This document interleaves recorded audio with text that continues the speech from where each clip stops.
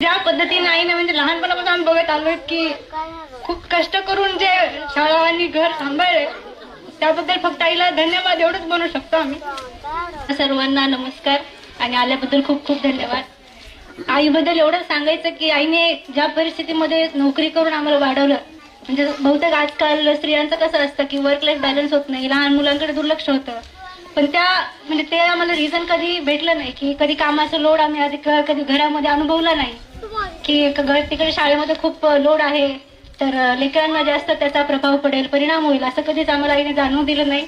आणि ज्या पद्धतीने आम्ही आईला पाहिले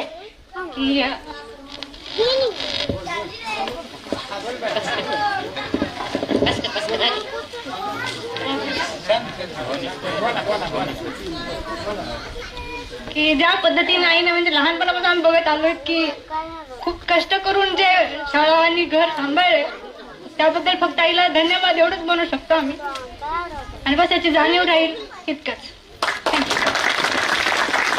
अशा नवनवीन व्हिडिओ पाहण्यासाठी चॅनलला लाईक आणि सबस्क्राईब करा।